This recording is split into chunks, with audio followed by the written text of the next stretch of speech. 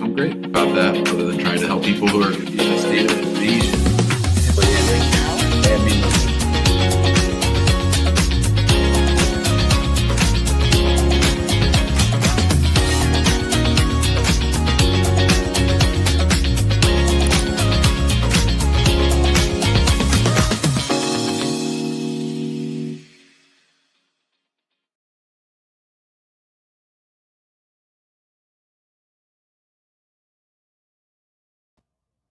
What the heck? Welcome back.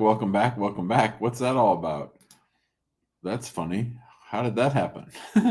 I'm a movie star. I'm in my own little circle. Did you do that, Huli? That was funny.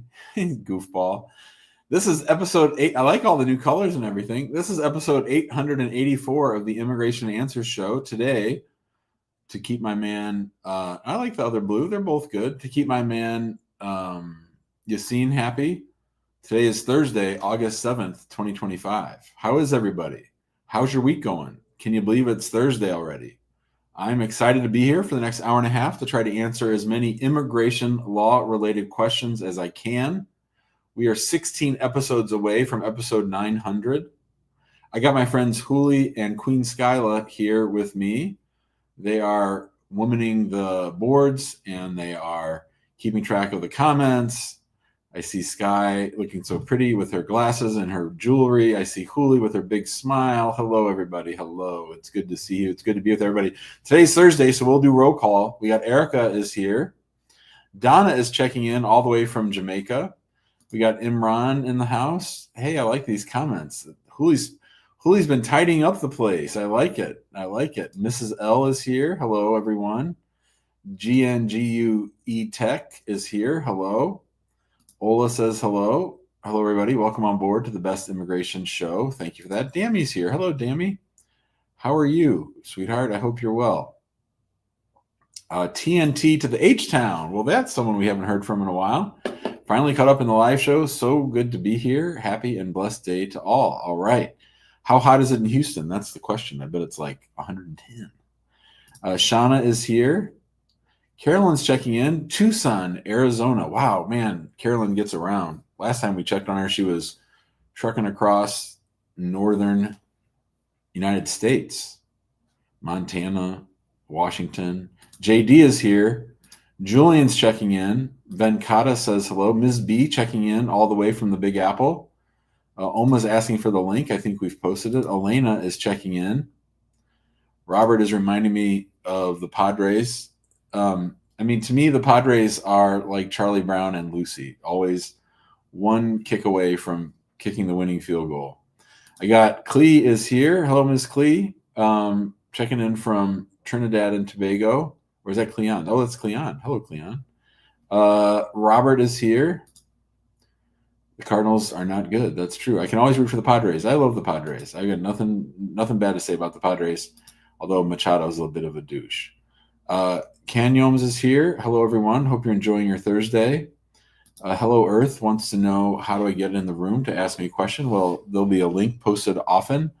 And you also might want to text the word show, 314-470-3300, so you can ask a question. Isabella is here. Robert didn't like the spotlight. I sort of like the spotlight. I thought that was funny. Dammy thought it was funny. Craig is here. Hello, Craig. Yeah, we got new stuff. David's here. David always keeps me honest, make sure that I remember my qualifying relatives for waivers and all the other things that I seem to forget when I'm live. What are we doing for episode 900? Probably not much. Probably just going to be a regular old show. Maybe we'll go a little extra. I don't think we're doing much special for 900. I think we're focused on 1,000, which I think we will hit in 2025. That'll be something. And then we're going to do a 10-hour show. We're going to do recordings and lives and all kinds of good stuff. We'll do a 10-hour show for episode 1000. Javi is here. Callie is here. Yuli says hello. Mike says, can I include my asylum case with my citizenship application? I don't think you need to. Hello, folks from TM. Craig Jones Sr.'s giving the big ups to Donna and all the yardies. I got Rice and Beans in the house. Yuli says, new to the channel. Well, welcome, Yuli. Yesterday we had some confusion. We weren't sure if it was Yulia Julia, or Julia? And it was Julia. Do you have statistics for the most recent reasons for rejections? Oh, that sounds like a good TikTok. Top 10 reasons cases get denied. Juli, can you leave me a note, please? That would be a good one. Elena is here, new to the channel. Hello.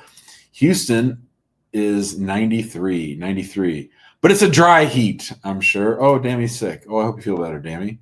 Got Callie in the house. Tucson, Arizona. We'll go down, Mike, and see our friend Umaru. He's in Yuma. I've been to Yuma. John Pratt says hello.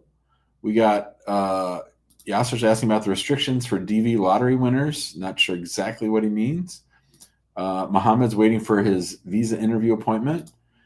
I don't know what to call this. This person, I like this person's post. They make me laugh. I love their picture, but I don't know what that zero with the line through it. I don't know how to say that. What is zero with the line through it? What do you say for that? Adrian is here. Hello, Adrian. Celine says hello all the way from LA. We got Bala, Elena. Celine is paralegal at work. All right. We got Saul in the house. Better call Saul. All the trainees are getting shout outs all the way from Houston. Yeah, dude, Machado, he's good and all, but man, he sort of is full of himself, don't you think? I think so. Celine just became a resident through DACA and I guess getting married. That's good news. We like that. Kevin is here. Hello, Kevin. There we go. Celine says, everyone's talking to Celine right now. Julian says, let's not start trash talking each other's sports teams. That's probably a good idea. We're getting ready to start our Hacking Immigration Law Fantasy Football League. I think I came in 4th last year. I had a good team last year. I always like getting Lamar Jackson. He's always great. Bhargav is here from India. Donna's checking in on Craig. We got Elena is in Chicago. She's new to the show. Rice and Bean says a 10-hour show. Yeah, that'll be fun. I'll probably only be live for a couple hours, but we might have some guest hosts. We might let some of you guys run the show for a while. I think there's lots of fun stuff we can do. Daniel from the office hasn't gotten back to me. Well, Daniel just went to out of town. So John Pratt, Juli will track you down. It says John Pratt Chuck. Juli will track you down and we will follow up. I apologize for that. Daniel's the best at following up. I got Roswell, Georgia, not Roswell, New Mexico. That's where all the Martians are. TM is here. Celine says she's a big fan. Well, we're all big fans of yours, Celine. Phi is here. We got, Lake Michigan. I was just there. I was just on Lake Michigan. On Sunday, I was jet skiing on Lake Michigan. Somebody's asking me questions in Greek. I don't know about that. Matula is here. Minnesota is here. Natalie says hello. That's it. That's everyone checking in. So thanks everybody for checking in. Let's go ahead and get started with, I'm going to go to Foya 485, then Jay Stay. Juli's making a face. I don't know what's wrong. Hope all is well. Rachel. I got Foya 45, Jay Stay, and Rachel. Juli's laughing, I think. Foya, hello. Hi, Jim. Can you hear me? Yes, I can. How are you doing? I'm doing okay. How you doing? Oh, you're breaking up a little bit. Oh. Can you hear me better now? Yeah, what's up? I think it's my service. Yeah, I'm doing okay, Jim. I just had a question. So, I had my interview May 21st, 2025, and the I-130 got approved immediately, but the I-45 has been stuck on interview was scheduled, right? So last month I filed a FOIA on my I-45, and so I was supposed to get the response in like by next week, but Said who? on Says who? Says who? no, well, I was the estimate time. Yeah, those don't mean anything. On the you can't count on those. Those don't mean anything. yeah, so okay, but it's got it actually respond on Tuesday. So I opened it up and the first page on my file said case was approved and I've been arrested. Breaking up, brother. Get a better reception and call us back. I don't know what that's all about. Jay Stay, hello. Hello, can you hear me? Yes, I can. Awesome. A little bit of a long case, so I'll try to make it as brief as possible. Oh, great. Go ahead. Um, 10 years ago, family moved here, filed for asylum. I was still young. I was a beneficiary to my mom who applied. Uh, Case got moved to court. Then we had TPS. We kept going, and then until pa- uh, younger brother applied for parents. Parents got the green card. Case got dismissed. Right before that, I had gotten married, uh, but I was still in court at the time, and I got married. I actually had you help me sue them to get a decision Nice. on the 130, but the 485 didn't get approved because we were still in court. That's before the case got dismissed. Yep. You sued them. They responded. I-130 got approved. Then the marriage fell apart, and then it didn't work out. That That sucks. was that was maybe 3.5 years ago. Okay. Later on, I got married again. Applied about three. It was I got married about 2.5 years after that. Applied 485, 130. The case in the court is dismissed, and it was dismissed before I got married again or anything like that. Okay. Um I did the interview for it back in March and of this year, so it's been 5 months. And I was already tired of waiting. I actually talked to Daniel. He told me wait before suing them. I found somebody that sued them, and then they as soon as we sued them, 10 days later, because Daniel told me we need to wait at least a year. I was tired of waiting. It had been over 120 days of waiting after the interview. About 10 days after we sued them, they asked for a 90-day extension. We negotiated 60 days. 2 weeks ago, they revoked the 130 that was approved finally. I don't know if that's good or bad news. Bad. Uh, That's bad. that's they revoked the 130, not the new 130, the old 130. Oh, from the old marriage. Okay. Correct. The new one had never been approved after the first interview. They revoked the last one, Got it. and then they invited me to a second interview. Now I was watching some of your videos where you said second interviews are bad, but after a lawsuit they can be good. So I'm not sure what to expect. I'm a little worried. So just wanted to get your thoughts on that. How do these go usually after a lawsuit? Well, number one, the fact that they revoked the I-130 after you sued them suggests to me that their system was screwed up, and the reason you weren't getting action was because the system was confused because they'd given you an I-130 approval for the prior marriage, and then you have the new spouse with a new I-130, and so the system couldn't talk to each other, right? So, I guess my first question is, if they knocked on the door of your first spouse and said, "Was this a real marriage?" What would that person say? We don't talk, but I assume it was fine. We're from the same country originally. She's a naturalized citizen. We went to college together. It was a college case. It wasn't like Okay. there's no fraud in the situation. Now, if she hates me, she might say something, but I doubt it. Okay. And then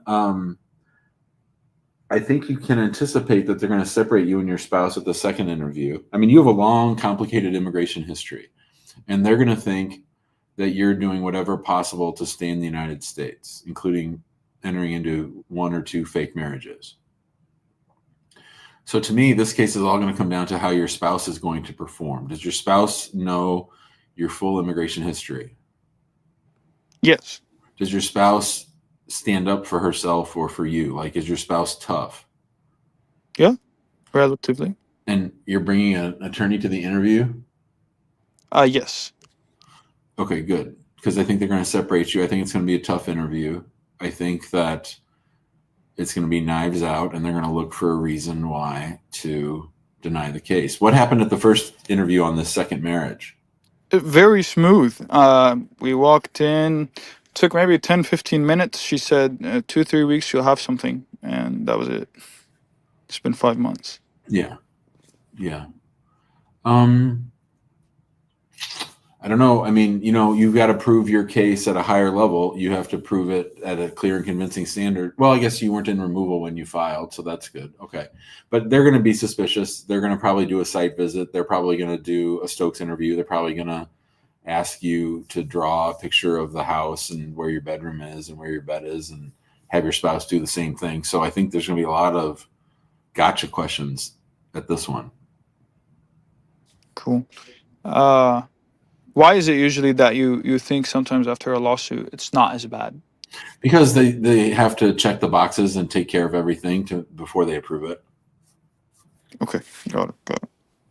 Good luck. Let me know how it goes, okay? Awesome, thank you. See ya. All right. Rachel, hello. Hi, how's it going? I'm well. How are you doing? Good. Thank you so much for this. So my question is, okay, so I am right now separated I haven't filed for divorce yet, but that's like the route. And I have my 2-year conditional resident visa that expires next March 2026. So one of my questions is, the marriage didn't work. Obviously, it was in good faith, but he doesn't want to be with me, and it's hard anyway. Is it better for me to file the divorce or him? He's willing to help. So I don't know what to do with this. If that, has a, if it matters, or it doesn't matter who files for divorce.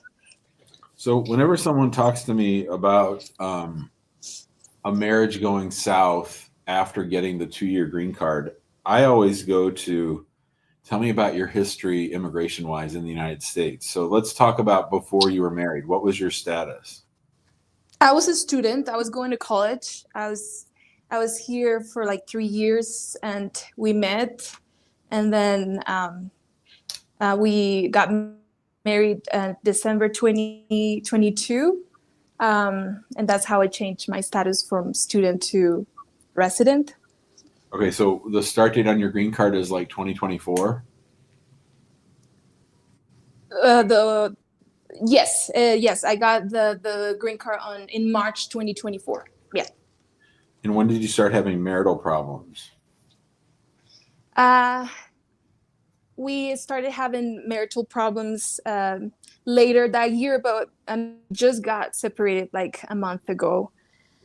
And why are you getting divorced? You don't have to go into all the details, but why, if you had to explain it to somebody, why are you getting divorced? Yes. So we got married in our religion, and he got very upset with everything about faith related, and he got really mad about everything related with religion, and it was really hard. He doesn't speak to his family anymore, or me, or anyway. Yeah. So when you had did you have a green card interview, or did you get approved without an interview? Without interview. Okay. And if I were to ask you, how much marriage evidence did you submit in support of the original green card, with 1 being very little and 10 being a lot? What would you say? Well, I actually emailed you for the packet of evidence. Yeah. And when I submitted, I had good evidence, and now I have way more because, we're still together. We went to travel together. We have bank accounts together, pictures. We have insurance together, health insurance, lease together. And putting aside immigration, do you care who files for divorce? No, not really. Mm-hmm. And do you feel like you'd be able to explain to an immigration officer why your marriage didn't go the distance? Yes, yes, I can. And his parents are like on my side, and they are very sad with everything that happened. Okay. They might think he's having like a mental episode or Mm-hmm. I'm sorry that you're going through all this. from anybody. Yeah, I'm sorry you're going through all this. Do you think that the divorce is going to be messy or clean? Super clean. Yeah, he's fine with it. He's very sad, but he doesn't want to be married. Yeah. Okay. So do you think you'll both have lawyers, or one of you'll have a lawyer, or you have a lawyer do the whole thing, or what do you think is going to happen with that? We don't have any lawyers because it's like very straightforward. We only have like savings together and no children, no property together. Okay. So I would concentrate on keeping the temperature low. I would try to get the divorce done as friendly as possible.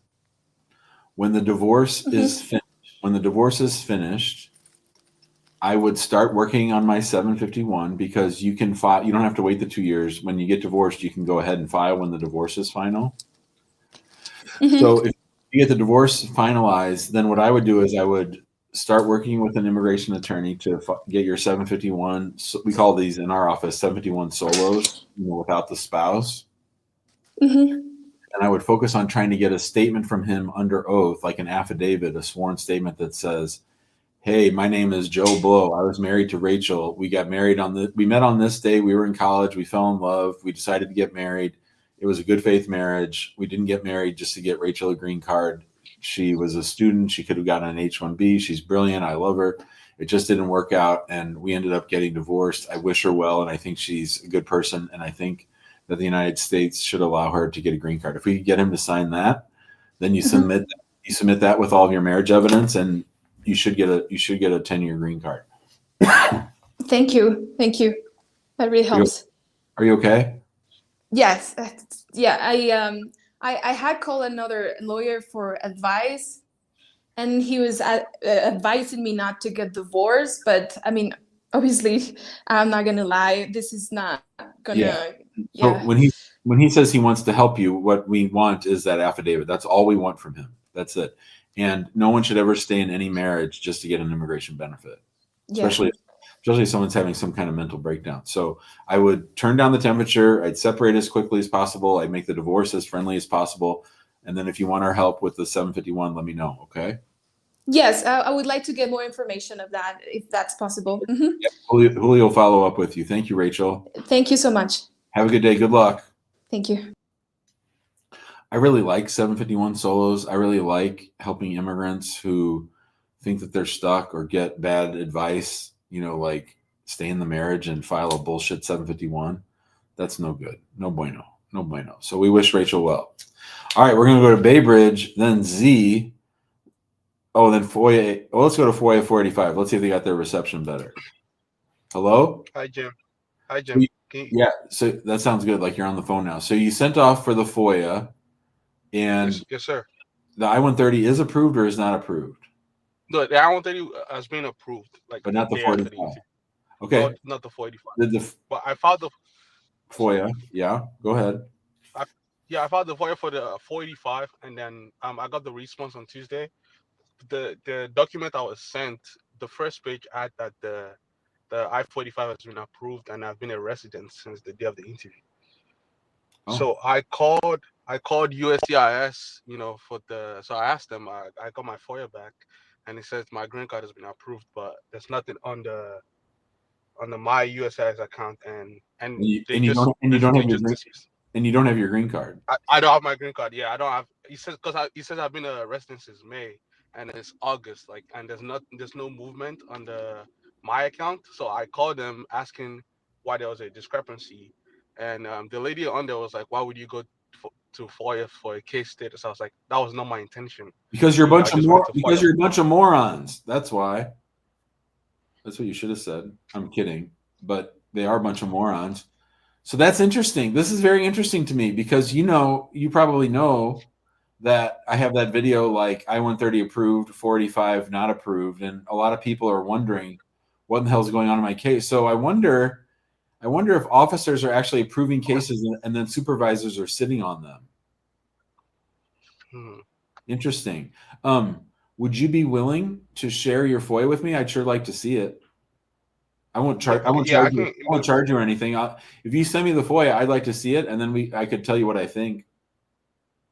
Okay. Do you want me to email it to you? Yeah, please. Yeah, just say this is FOIA. I was the first caller on the show on Thursday, and Jim asked me to send this over, and I'll look it over today, probably over the weekend, and then I'll email you just my thoughts. Okay. Thank you so much, Jim. Thanks, dude. See ya. All right. Today I was talking to a friend and she said that she likes my spirit and how I say dude, and like she said I remind her of the turtles from Finding Nemo, and I thought that was a great compliment. I thought that was a great compliment. I would very much like to be likened to the turtles in Finding Nemo. I thought that was great. I've got a story for you if you'd like to hear it. Check this out. So I'm going to tell you a story about a woman and a man, as Billy Joel would say. Let's say I'm going to change everything about this story. Okay. Let's say that the lady's name is Anna and the man's name is Billy. And we'll say we're going to change the country. Anna is from South Africa, and so is Billy. Anna got her green card through her. Dammy says, I like it when you call people kid. Dammy. What was her name from South Africa? Abby? I don't know. Anna. Anna is a U.S. citizen. No, I'm sorry. Anna got her green card through her mother. So mom had a green card. Anna came to the United States back in like 2013 as a F2B adult child of a lawful permanent resident. Anna got her green card, and then later on, and then Anna married someone else, married Billy from South Africa, and filed for Billy's green card. And Billy hired me like 6 years ago to file a lawsuit because his immigrant visa kept getting delayed from the consulate. And so we filed that lawsuit. Billy's case got approved. Billy got a green card. So Billy and Anna are both here in the United States living as lawful permanent residents. Anna never gets around to applying for her citizenship, but Billy does. And so once Billy's eligible, they just both decide to apply together. Does that make sense? Thank you, fam. I do need to focus. Yes, I do need to focus. So Billy actually becomes a U.S. citizen. Anna's case is delayed. So here, the second person, the beneficiary, the green card holder, gets his citizenship first. Meanwhile, Anna's case is delayed. And then the big bomb drops. Are you ready for it? Anna gets a notice of intent to deny on her N-400. And the reason they're going to deny her N-400 is because after the embassy in South Africa approved her F2B green card case, but before she got on the plane to come to America, she married Billy. So after she has the visa in her hand, Anna marries Billy. And so the notice of intent to deny says that because you married Billy before you entered the United States, you fell out of the F2B category and you never should have gotten your green card. Now, I believe that USCIS might be right. I believe that Anna probably shouldn't have gotten her green card. And if you follow, if Anna shouldn't have got her green card, then Billy shouldn't have got his green card, and Billy shouldn't have gotten his citizenship. Yep. So I've seen cases before where, let's say, dad gets citizenship he shouldn't have gotten and then sponsors kids, and then everybody gets denaturalized. David says, I'm sure I've seen this one. I've seen bits and pieces of this. We've been kicking around in the office. I don't think there's much to do.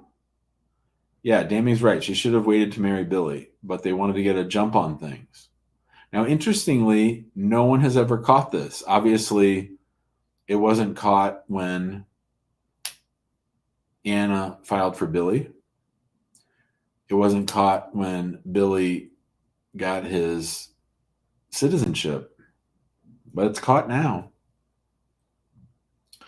And when the Trump people say that they're going to be scrutinizing every single case, I think this is the kind of thing that they're talking about. So is the whole thing going to fall apart? I don't know. I'm hopeful. Now, the problem is a response has to be made to the notice of intent to deny on the N400. So the one thing in the cases that I've seen, David, are there was some sneakiness. Here, there was no sneakiness. Here, they've always listed their marriage date as a date between the issuance of the visa and the entry. Napoleon Dynamite says, "You mean the Trump team is doing their jobs?" Well, I think they're. I'm not going to say anything in relation to this particular case. I am just sort of perplexed, and I think it's a very messy situation. I've had cases where when they get around to citizenship time, people realize that maybe someone shouldn't have got their green card. I've had that happen before. But historically, in all honesty, what's happened in those instances is a little bit of rough justice. And USCIS sort of says, well, we're not going to give you your citizenship, but they don't go after your green card. So I think this couple is in big trouble. Big trouble. How can you support USCIS, Jim? They are a fascist organization. Well, I agree with that. But I'm also just talking about one case. I'm not agreeing with USCIS. I just thought I'd share that along. So if you ever know anybody in F2B, don't be getting married. And to let you know that things can fall apart. And to give credence to my often refrain, which is your N400 is their last chance to deport you. All right, we're going to go to thank you, then Baybridge, then Z. Thank you. Hello. Hello, Uncle Jim. How are you? I'm great. How are you doing? I'm good, thank you. Please excuse my voice. I'm a bit under the weather. No worries. Thank you. I have an interview coming up this month, and I recently read about the new USCIS policy that went into effect on August 1st. Would this affect my case? I overstayed my visa, and I'm now married to a U.S. citizen. Were you in status at the time of filing? No. Yeah. So here's what I'll say. I have to research this and make a determination on what I think about this. And I'm going to do that in the next 20. So by the end of the day tomorrow, I'm going to read over the new policy and I will have an answer over the weekend for that. All right. Thank you so much. Maybe call me back on Saturday. I'll do a show on Saturday. Maybe call me back on Saturday. Okay, I will. Thank you so much. That's all. Okay. I'll remember bowling. Okay. I'll remember bowling picture. Mm-hmm. I need to bring up. Okay. Okay. Thank you. Yeah, so it seems like USCIS is saying if you're out of status and you show up for your interview and you were out of status at the time that you applied, that you might be taken into custody because they have to meet their quotas. All right. Will my spouse overstaying his visa in Canada affect an I-130 in USA? I'm a citizen. No, Mary, I don't think so. I don't think US gets too worked up over immigration violations in Canada or other countries. Z, hello, Z. Hey, Jim, how's it going? Great. How are you doing? Good. So I have applied for N400 for the Atlanta office, field office in December 2024. Yeah. Under the 3-year rule. I still have not heard anything back, but I noticed I did a lot of research online on different immigration forms on different websites. Yeah. And basically, what I'm seeing is that all the N400 cases under the 3-year rule, they're being way delayed. Like people from September and October, they're still waiting for interviews. But the ones different than that, like under the 5-year rule, they're all getting interviews. Like even the people applied in February, March, April, they already got their interviews. No. So I just wanted to see, does that make a difference? I mean, maybe it does, but we're not seeing that. We're seeing 3-year green cards getting interviews 2 or 3 months after. So I would say no. Yeah, I'm not sure what's going on. I have not seen a single case in Atlanta under the 3-year rule that they got their interviews really fast. So yeah. Have you heard anything from the Atlanta office? Do you know any people from the Atlanta office, something like that, something similar? No. So your 751 still pending? Yes, obviously. Yeah. So no, I don't have any. I mean, I don't spend any time thinking about processing times. What you're saying to me is not consistent with what we've been seeing and what people have been saying on the show. Maybe people in the comments or maybe people in Immigrant Home Facebook will talk about that. You can post in there about Atlanta, but I haven't heard that. Okay, got it. So Awesome. that's all. Thanks, One last question. I'm sorry. That's So okay. now, when I applied for N400, I was working on a job, and now I switched jobs. So do I need? Well, how can I fix that on the N400 form, or they just need to wait for the interview? Just wait for the interview. Okay, sounds good. Thank you very much, Jim. Appreciate it. Brother. Muhammad says, "Hello, Mr. Jim. I have an N400 and I-75 interview next Monday. My wife couldn't find her citizen certificate. She has a copy of it and her passport. Does that make any problem? No. I've never. I don't think I've ever had an officer ask for someone's citizenship certificate. So this would be one of those things where I would bring my passport, I would bring my copy. If anything comes up, I'd mention it. But I actually think you're not supposed to copy those. So I probably just wouldn't mention it. They know she's a citizen. They know her A number. They know all that stuff. So I wouldn't be too worried about that. Bay Bridge, hello. Hello, can you hear me? Yeah, but the audio is sort of janky. What's up? Hello? Hello? Gotta have your audio right, people. Don't be calling me on some shitty ass cell phone, mobile BS. We need good reception when you call in. Marion, Leo, Sam. Marion, hello. Hi, Jim. How you doing? Yes, good. I have a quick question. So I have filed I-130 since 2019 for my kids coming from Liberia, West Africa. So what happened is COVID kind of slowed down the case, and after COVID, we started all over again. Everything went through, and later on, they said they wanted a DNA, and all of that was done. And afterwards, they kept asking for different kind of documents. We'll send it over. They'll say file the original marriage certificate, and I'll send that over because actually I was filing for my husband's case. Okay. Yeah. So finally, this year, no, last year, they finally gave, because it's three kids, they finally gave the oldest one the visa to come over and have me made the other two younger kids to drop off their passports. It's been almost 8 months since those passports was dropped off at the embassy, and we cannot hear anything from them. I've been trying to email them, call the embassy, and I just don't know what to do at this point. When did USCIS approve the I-130s for those kids? That was in 2019. And when did the case become documentarily qualified at the NBC? I don't know the dates off my head, so I will have to. Roughly. Roughly will be in 2020. Okay. Yeah. And then when did they have their interview? They had an interview in May, I think it was May 31st in 2022, because that was after COVID had slowed down. I think May 2022. And did that oldest kid come to the United States with their visa, or are they still there? Yes, he's here. He came with his visa last because it's over 8 months now, because he came last November. Where do you and your husband live? North Dakota. Oh, North Dakota. Yes. Wow. Bismarck. From Liberia to Bismarck. Wow.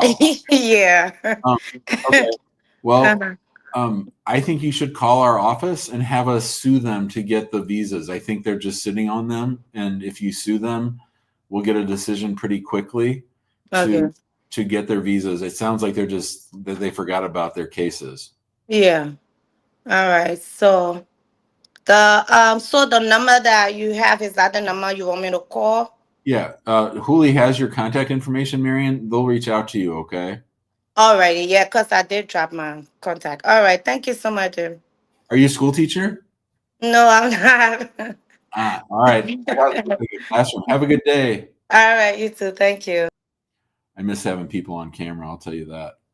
Those were the good old days. We got Leo, Sam, and then Yusuf. If Yusuf turns off his camera, Leo, hello.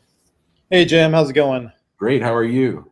Doing well. Thanks for everything that you do. I started listening to you this week from a Reddit post. They recommended. Yeah. Nice.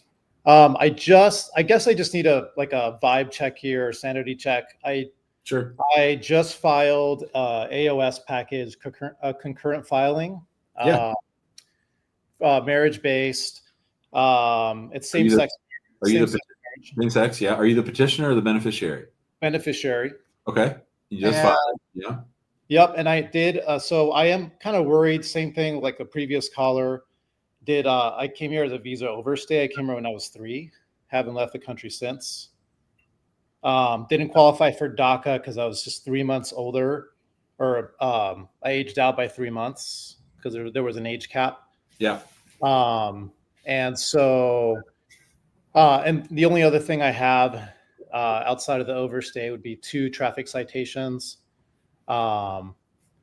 And so I'm just wondering, like, what are your thoughts on my case? I did have a lawyer kind of help me with a package and put everything together out here in LA.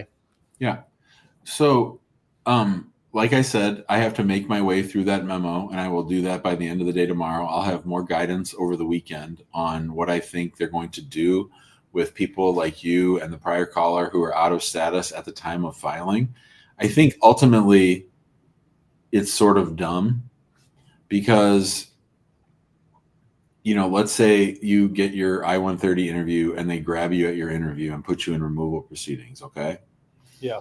The I-130 can still be approved by USCIS, and then you're just going to make a motion with the deportation court to either terminate proceedings or to let you adjust in court. It's going to make things a lot harder. It's going to make things a lot more complex and slower and be a pain in the ass. But ultimately, you would get to stay here, right? So yeah, you have a defense. You have a valid defense to deportation. You've been here a very long time. You actually probably have another defense to deportation that you might not know about called cancellation of removal, perhaps. So, there's 10 good reasons why they shouldn't even try to put you in removal. Mm-hmm. But if they do, you need the I-130 approved. You have to go through this process. And at the end of the day, I believe you get to stay.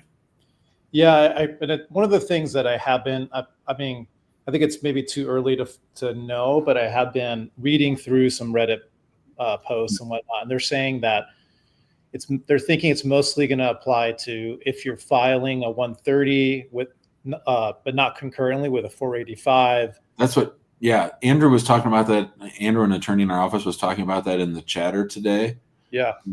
In our office, but I haven't even had the bandwidth to read what he said. So I think you might be on something. Like I said, stay tuned. Everybody wants me to do a video on this. I'll do it over the weekend and I'll post it right away. But I'll also talk about it on Saturday's show. Okay, great. Thank you, man. I really appreciate it. Hold on. I can tell you right now when Saturday's show will be, just so everybody knows. So he was taking the LSAT. So I'll do the show at 11 on Saturday.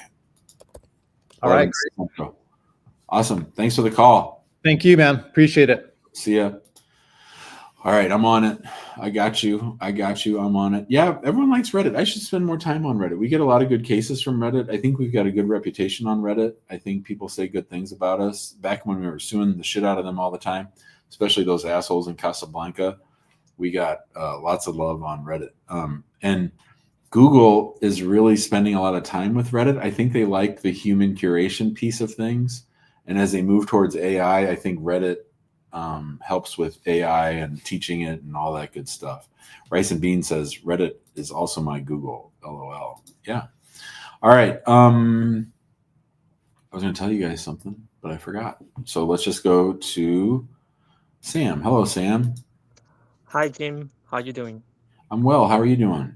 I'm doing well. So I have some question and some concern with my case because I'm gonna have an interview on next month, early, like the first week of next month. And the problem is like my case, I having filing like the concurrent for merit based. And the thing is, like, I was expecting like the interview would be happening at most earliest next year. So I expect I will be have submitting more evidence for my bona fide merit. But now I got scheduled for interview is like just two months after I filing. So I wonder, like, would it be any risk for me, like, for my interview? Because I'm I'm a newly married, so we don't have much evidence like along the way. Well, so in my experience lately, they've been scheduling people who weren't together long and didn't submit a lot of marriage. They've been submitting those people very quickly to an interview. So I don't know that you're going to have as much time as you think. So when did you come to the United States? I'm arrived here since 2023. And what kind of a visa did you have? I have a student visa. And are you still going to school? I already graduated like last year, so I was on my OPT for 1 year, and then I married with my wife. So at the time that you filed for adjustment, were you still in status? Yes. Good. Okay. So what marriage evidence did you submit? Well, I just one thing that I have been research, like I'm sure like the joint tax return is like one kind of thing that's good. That's why I expected if I happen to have it next year, I could have it together with my wife. But right now I only have like insurance and just like renting a lease with my wife and some photo together with my family and her family. Okay, so if you came as a student, you probably have a social security number, right? Yes, I do. So have you opened a joint bank account? Yeah, we did. And you live together? Yeah, we did. And you have a lease? Yeah, we do.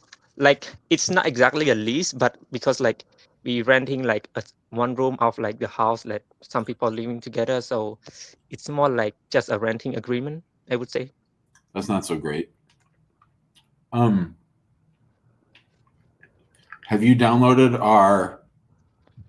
our marriage evidence list? Yeah, I did check it out, like your video, and check it out, like the list that you have. Yeah, so I would just start signing up for shit to send mail to my house so that I can demonstrate it. I would probably get some affidavits from people. I would get affidavits. Those are sworn statements under oath that are notarized from everybody that lives in that house. They're going to be very suspicious about that house. I think it's not fair, but you know, people that don't have a lot of money and have to rent a room from another place, I think that they treat those people a little bit unfairly. So I think you need to be ready for that. I see. So like what about like the statement from our family? Like would it be like okay, or I still need like those statements from people that also renting the room in the house? I think they think that I think USCIS thinks that you can get family members to say whatever you want. I think it's a different thing to get a notarized statement from the people that you live with.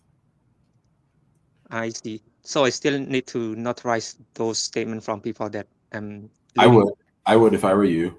Okay, I see. Thanks, Sam. Good luck. Thank you, Jim. Have See a good day. You too. All right. David's teasing me about the Spurs losing Son. Son is going to play for LAFC. The good news is I'm going to get to see Son play here in St. Louis, so I'm excited about that. But the Spurs are going to get the crap kicked out of them this year, I think. They're in the Champions League, even though they were so terrible last year. It's going to be a rough year for your Tottenham Spurs. I got Juan, Yusuf, and Timber. Juan, hello. Juan, you're on mute. Yes, I'm here, Jim. Sorry. Sure. Thank you so much for doing this. First time caller, long time viewer. Nice. Thanks for watching. Of course. Thank you for doing this. Okay, so my question is, I'm a DACA recipient. I came into the States in 2003 with a B1 visa. My family decided to overstay. I've got DACA since 2012, uninterrupted, no criminal record. And I did advance parole for humanitarian reasons last year, so I got another legal entry at the beginning of this year. Okay. my question is, would I be eligible for EB3 worker sponsorship through, like, I've been doing a lot of research, watching some of your videos, all the videos on YouTube. Would I be able to apply for EB3 or any type of worker sponsorship through 245A or 245K, those waivers? Those are like the options that I've seen, but I don't know if I will be eligible with my situation. I don't know. I'd have to look at everything. I think that'd be a hard case, but it's possible. I mean, the problem is, you know, an EB3, oh, I'm sorry, yeah, an EB3 green card is going to take 4 or 5 years. Mm-hmm. So, you know, whether, you know, who the hell knows what's going to happen in 3 or 4 years from now, but I would say maybe. Yeah, I mean that I've looked at a lot of my options. I do have a work sponsor that's willing to sponsor me, but because of my DACA situation and the lawful presence, of course, from the visa overstay, that's my biggest worry. And I don't want to start a process or even switch jobs if I'm not even eligible for it, you know. I would say if you want to email the office, we can look into it, but I think it's going to be a very, very tough case. Okay. Okay. Got it. Thank you. Thank you, Juan. All right, let's go to Yusuf. Hello. Hello, Jim. Thank you for taking my call. Sure. I have a couple of questions. First one is for one of my friends. So he came to the States 7 years ago on a student visa, and he finished his degree, which was a PhD, applied for OPT, and start working for a university. Okay. Yeah.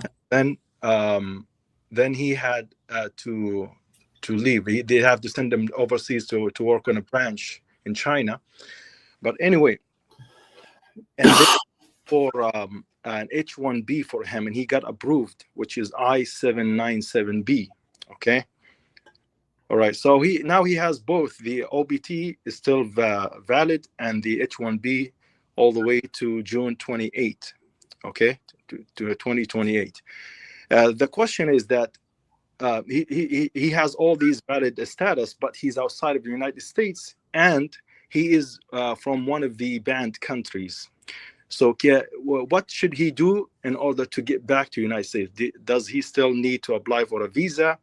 What about his situation, because he's one of these banned country from entering the United States?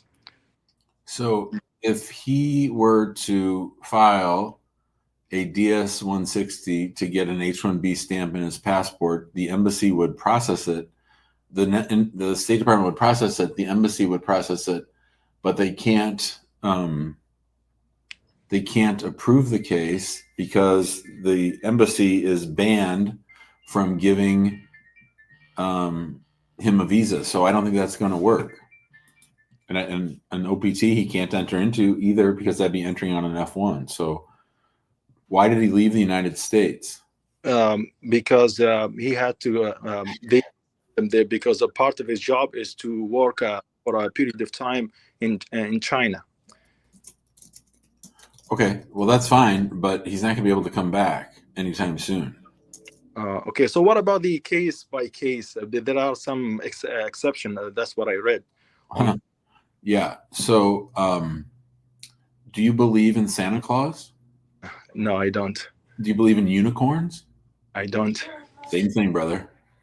I don't mean to be a smartass, but I mean they throw that in there as a way to keep from trying to get sued.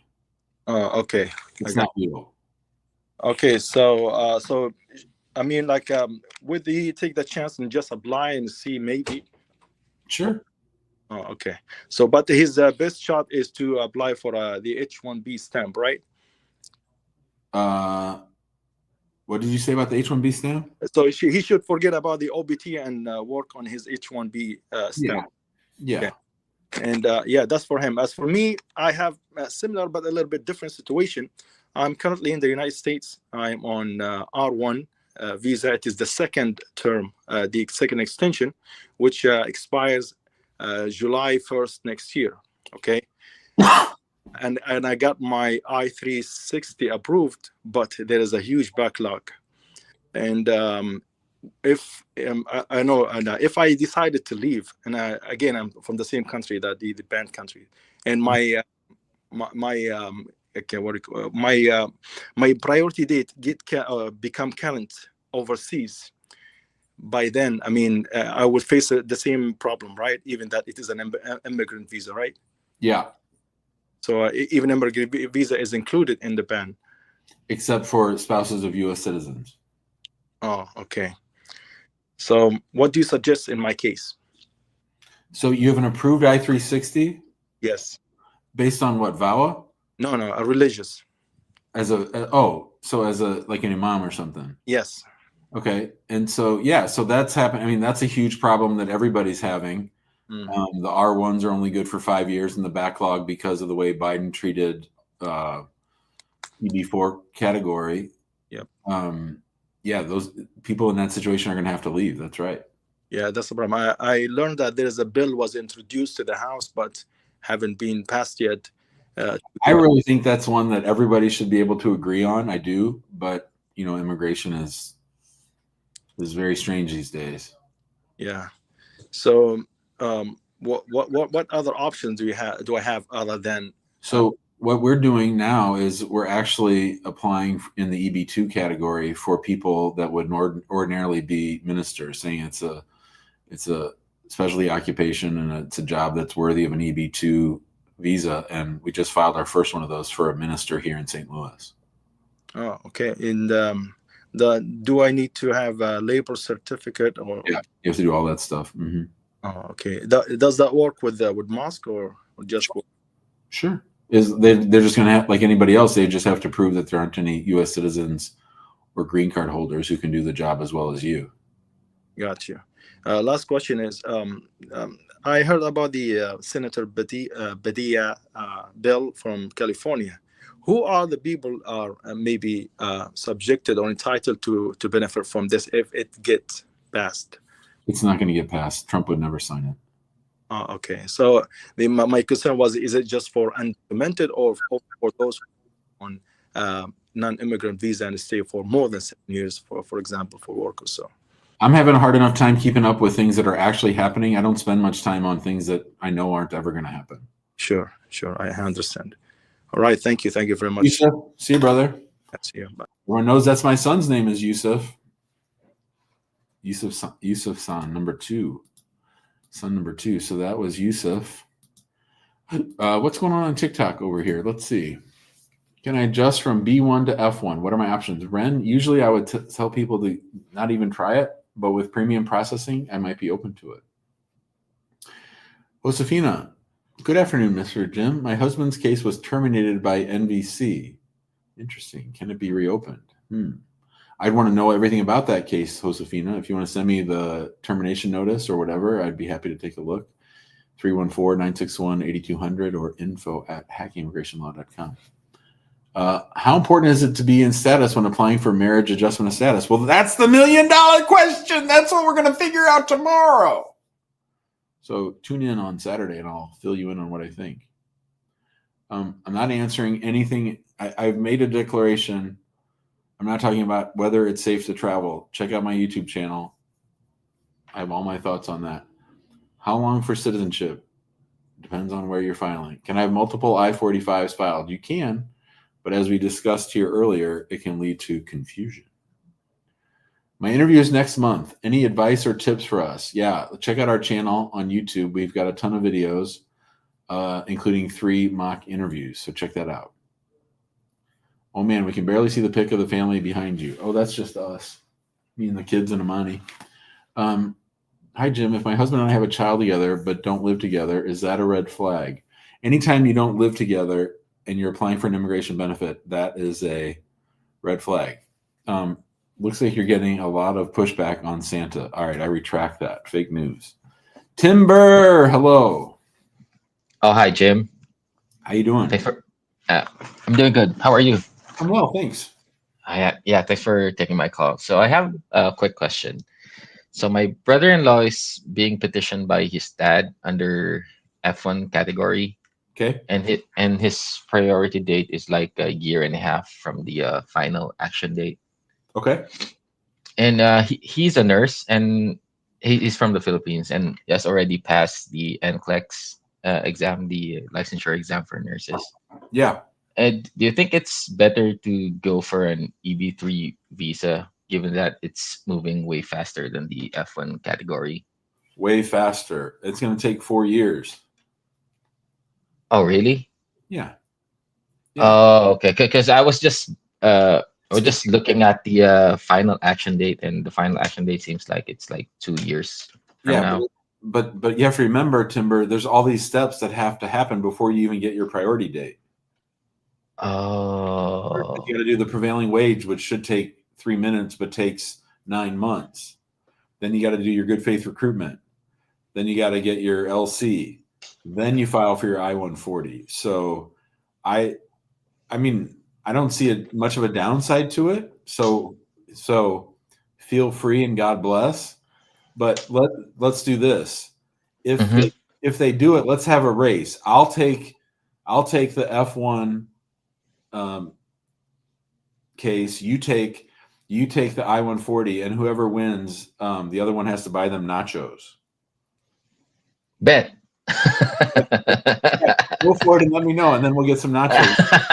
Both of us will be happy. Yeah, I'll be happy about that. But in any case, the F1 category won't be terminated, right? Like it's gonna like be processed concurrently. I think you mean. Oh, you mean will the initiation of an employment-based immigrant visa terminate the No. F1? No. Mm-mm. And okay. And I would suspect, I'm so confident in my nacho bet, I suspect that the F1 will get approved before, or the immigrant visa through the dad will get approved before anything is filed with USCIS that even lets them know the name of your brother-in-law or whoever that was. Oh, really? Interesting. I think I'm going to win by a mile, but if not, Okay, I'll buy you some nachos. I'll let you know. Definitely, I'll let you know. Bye, Yeah, Tim. thank you. See you. Yep. Monty gets mad. Muslims don't bet. Yeah, I know. Muslims don't bet. I know I'm not supposed to bet, but it's just nachos. And we can both pay our own way. Donna's listening quietly. Well, thank you, Donna. Let's go to Purnima. Hello. Purnima, you're on mute. Hi, Jim. Hi. So I think I explained you my situation here. My husband came to the United States crossing the border like 8 years ago, and we met. We got married 4 years ago. We have two beautiful kids together.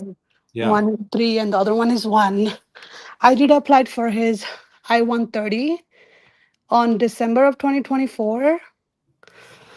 And I requested them for expedite request 2 months ago, and from the USCIS response, it didn't sound like it was denied. It was more like it was approved kind of email, but it didn't say it was denied either. I kind of wanted to understand what would be the next step from here that I should do, because he does have a pending asylum case. It was actually denied. His asylum was denied, and then we had to appeal for that. So I kind of wanted to understand what would be the next step from here. Appealed where, sweetheart? On the USCIS website, I don't know, BEA? So did he go to immigration court? Yeah, he had his final hearing and it was denied on, it was on December of 2019, I believe. So he has a removal order with a pending appeal. Yes, exactly. Yeah, that's what I was trying to say. It's okay. It's a lot to get through. Mhm. So I've got a guy who EWE'd, entered without inspection, filed for asylum, got referred, or the immigration court denied it. It's on appeal to the BIA. Mhm. He is married a U.S. citizen 4 years ago and has a pending I-130. Yes.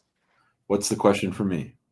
So I wanted to understand, so I applied that. What would be the next step? Because it sounded like the expedite request was approved, kind of, and the case is in the Nebraska Service Center. So what would be the next step for me? Expedite requests are BS. That has nothing to do with any. I mean, if no offense, but if I'm Mhm. USCIS and you tell me you've been married for 4 years, but you waited till December after Trump was elected to file the I-130, and then you turn around and ask me to expedite it when you've been married 4 years, I would say no way. No, I mean, I did got into a situation, I'm a full-time nursing student right now. Yeah. So we have been financially struggling, and we do have like 2 kids, so Sure. that was the reason, like, that I filed for expedite request. Right. But on, and But they look at it as, here's someone who could have filed 4 years ago. They wait 4 years, Mhm. ask us to hurry up. I know. So like, but if it You should spend no time thinking about the expedite request because they don't mean anything. okay. What I think you should be asking me is, Jim, what do you think is going to happen if we get called in for the I-130 interview and he has a deportation order and it's up on appeal? Like, I could see them doing some nasty, mean stuff. Oh, okay. And like, let's say they are all working together, and let's say his interview is on Wednesday, December 15th. I could see them denying his appeal on the 14th, and then when he comes to the interview, putting him into removal. Mm-hmm. So should I like contact with you guys? If you guys could help with anything? What did you say? I said, like, would you guys be able to help with the next step? Mommy, I'm scared. I mean, feel free, Purnima, to email us. We can talk about it, okay? Okay. All right. Thank you. Bye. We had a little friend there. Dammy's opening up a casino that serves free nachos. I think that's a good idea. I don't think do they have nachos in casinos? I've never seen nachos in a casino. I've seen lots of weird things in casinos, but not nachos. Nick, hello. Hello, Jim. Hi, Nick.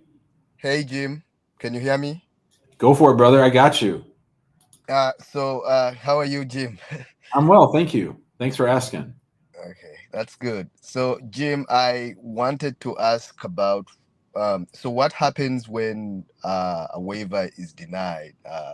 I-601 waiver is denied, and then you appeal it. Does it keep the I-485 pending, or it gets denied? So walk me through everything. So are you the immigrant? Are you the U.S. citizen, or what? I'm the immigrant. And what was so you filed for an I-130? You're in the United States? Yes. And what was the 601 waiver for? It was for misrepresentation. Okay. And so they concluded that there was not extreme hardship for your spouse. Yes. And therefore, the 485 was denied. It has not been denied yet. Surprisingly, it's been like about 15 days. Okay. And then you filed a motion to reopen, or you're going to appeal. Is that the deal? I'm thinking about doing it, but I don't know, because I've talked to another lawyer, and they told me that they're going to deny the I-485 eventually, because I thought appealing the waiver keeps the I-485 pending. No. Oh. No, I mean, you can appeal the whole thing, but I mean,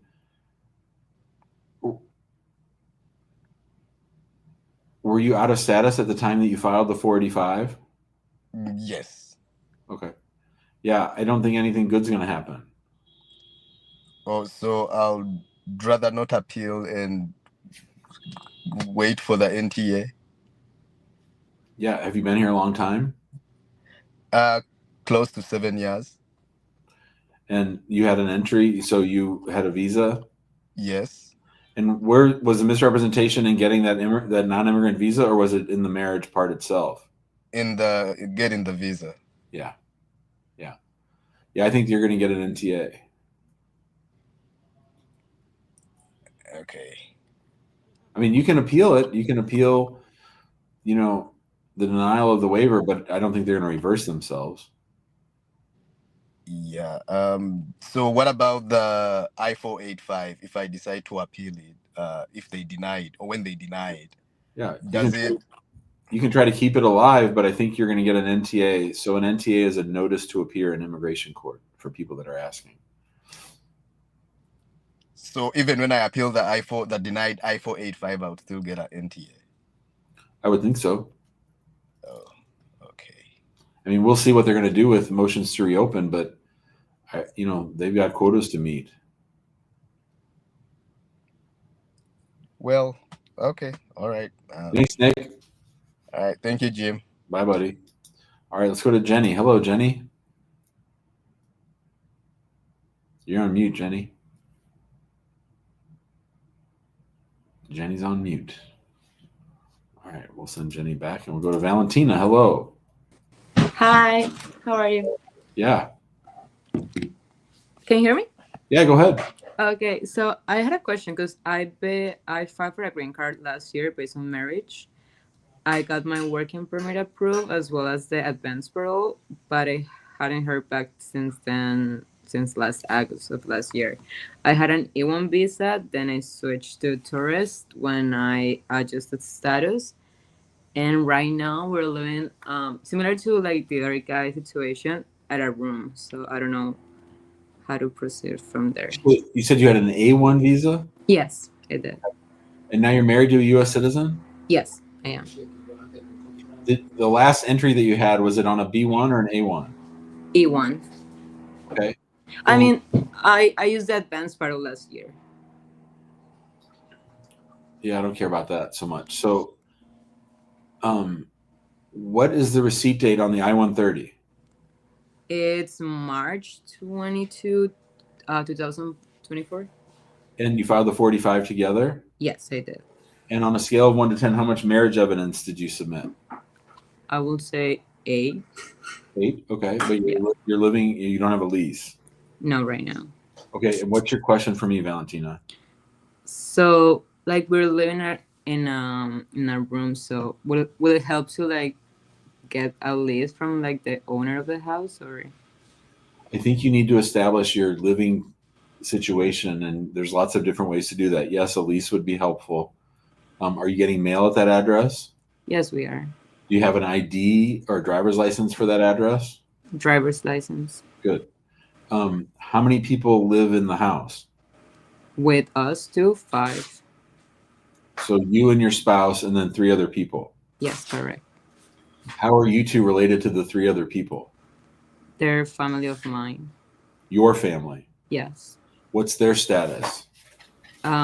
My parents, they have E1 visas, and my sister, she's switching from E1 to F1. So this is a house that your family lives in? Yes. So basically your spouse, the U.S. citizen, is living there with you? Yes, correct. And everybody else?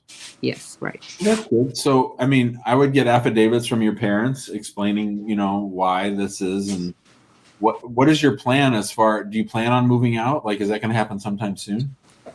I don't know how soon. We're just trying to save money to eventually buy our own. Yes, that's basically why.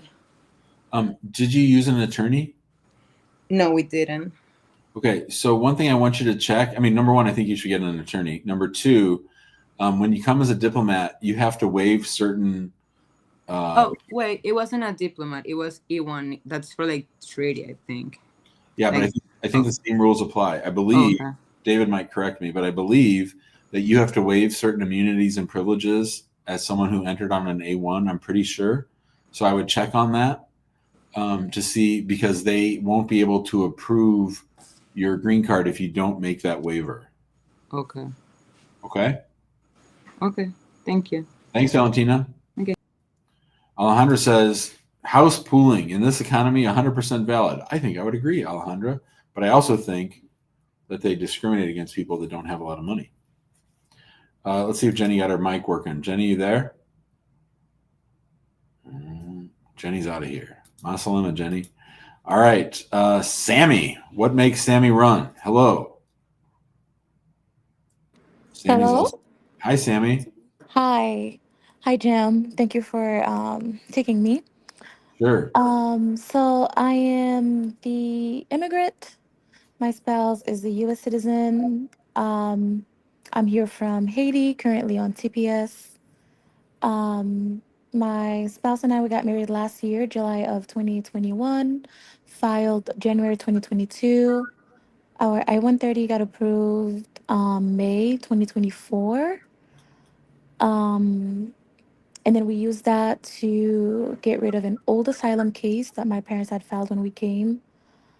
Um, the I-485 was administratively closed and reopened. Because you were in removal? Yes. It got dismissed. It got terminated. Yep. So then we went to the I-485 interview on July 1st, and we got a verbal approval. And then a couple days later, they have asked us for an I-864. I guess, I don't know, I guess the previous one was outdated. So we sent it, and then we have not heard back from them. How did you enter the United States? It was a B2 visa. Okay. Yeah. So what's your question, Sammy? So like how long does it usually take to like hear back from them? Because this case has been ongoing since like January 2023, and I've seen people getting approved in like 3 months. Sure. It's extremely unusual that they would ask for a new affidavit of support at the interview. Those are adjudicated at the service centers before the cases are set for interview. So I think they might be fucking with you. What? Okay, because I don't know for sure. yeah, Did they ask for a co-sponsor or just for your spouse to fill out a new 864? just for my spouse. I don't know if it's because he's in the military. Because I know I don't know. I mean, if your case has been on file for 2.5 years, that might be why. I mean, you know, they're discriminating against people from Haiti right now. Like they're trying to do everything they can to not give immigration benefits to people from Haiti, Nicaragua, Cuba, and Venezuela. You know that, right? Yeah, but like I've been here. I didn't come through the Biden program though. I've been You here. did not. You did not, which is why I asked you that question. How did you enter? But you know what? They don't care. They think Haiti's a shithole nation and they're racist. Yeah. Cause when we had the interview, like everything was great, and I brought like everything, but I wasn't asked. The officer like did not ask me for anything. I was the one who actually handed him a new I-693. And then he took it. I guess that's why they didn't ask for a new one, and then they had asked for the I-864. Don't ever give things they don't ask for. That's for everybody else. Don't ever. Well, they did say that the I-693 expires after 2 years. Yeah. So that's why I went ahead and got one done. So you're telling me you have a spouse who's a U.S. citizen who's in the military, and they're screwing around with you after 2.5 years. Yes, and the officer knows he's in the military. Was joking with him and everything about military stuff, because he also has background, and we're still back in the waiting limbo. I'm like, what's going on? Which field office? San Diego. Okay, so I would offer to sue them for you. Usually we charge $4,000, but for the military we would give it, and we don't even give any discounts anymore. But for military, when I give a discount, so we would do it for $3,000 plus $405. I think I'll get you a decision in about 6 to 8 weeks, probably an approval. But I think they're going to sit on it until you sue them. Okay, yeah, because I'm like, it doesn't make any sense.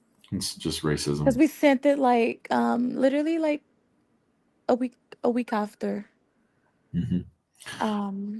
Okay. Thanks, Sammy. Let us know. Yeah. Okay. See ya. Thank you. We'll reach out. Yep. Bye-bye. Bye. All right. I'm going to go to Sasheen. Hello. Hi, Jim. Hi, Sasheen. How are you? I'm not hearing anything. I'm Can you hear me? only seeing Jim's side Can you hear me? loading. I don't know. She can't hear me. Wow. Abhishek, hello. Hello, James. How are you doing, sir? I'm well. How are you doing? I'm pretty much well. Awesome. What can I help you with? Um, in I became a U.S. citizen in 2023 on June 12th, and then I applied. I did an um one I-130 for my wife, Yeah. and then on that very day that I became a U.S. citizen, I did the one on I-130, Love and it. then my case was approved, and then sent to MVC, and then I went through the process of MVC, and then I was documentarily approved in November of last year, but I'm kind of confused. I don't know from that day up to where I am right now. I'm not, my wife is actually overseas, so I've not heard anything from the MVC. So I don't know. What do you recommend? Abhishek, what country does your wife live in? She lives in Liberia, West Liberia. Africa. So not terribly backlogged. I would think if she got documentally qualified last November, then probably around September, October, November, they should start working on her case. I don't think you have much longer to wait. Okay, my second question is my daughter. When she was born, I was not a US. She was born in 2021 in November, but then I was not a US citizen. So I don't know. What do you think? Should I file an I-130 for her, or like I can wait until her mom go to an interview and see what they're gonna do? So, my friend, you have to file an I-1. It's not should you. You have to. If you want that kid to come, you have to get a separate I-130 for them because you're a U.S. citizen.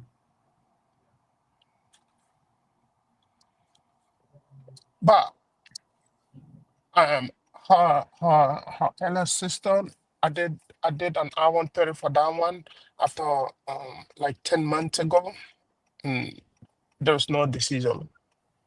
Wait, so how many kids do you have? I got 3.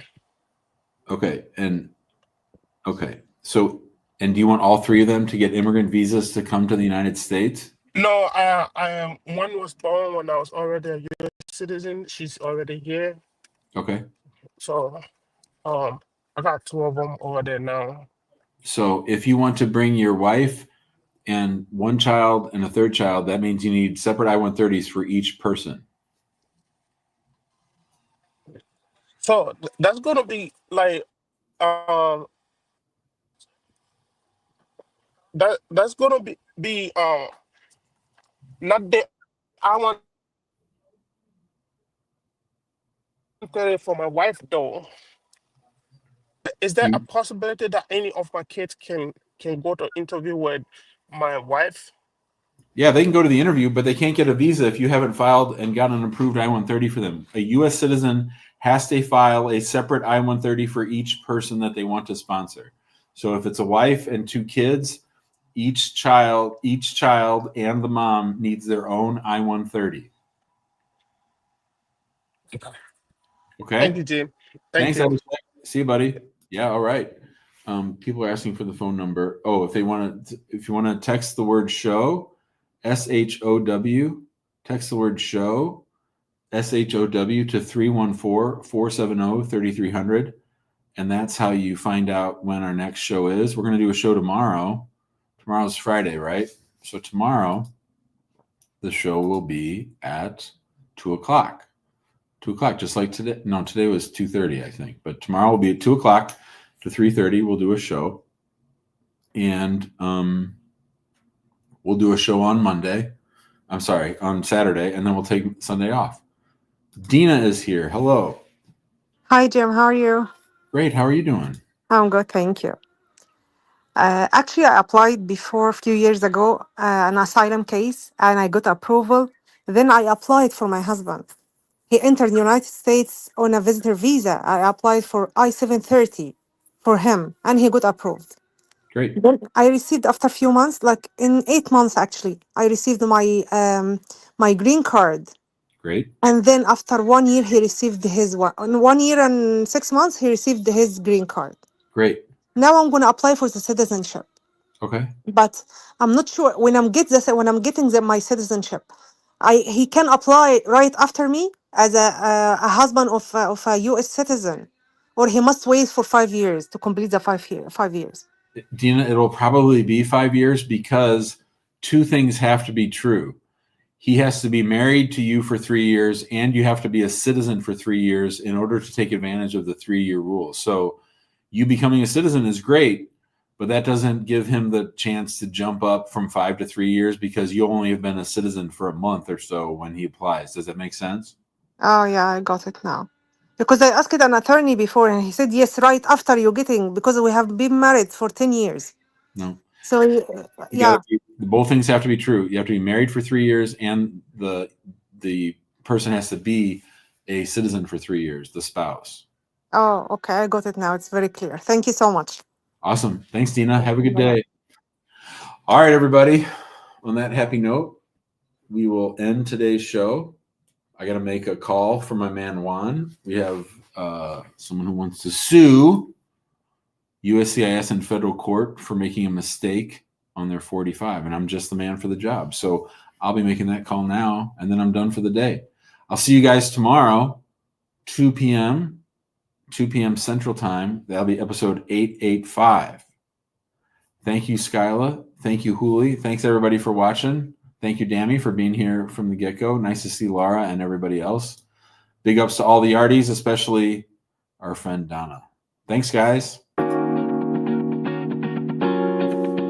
I'm great about that, other than trying to help people who are in a state of invasion.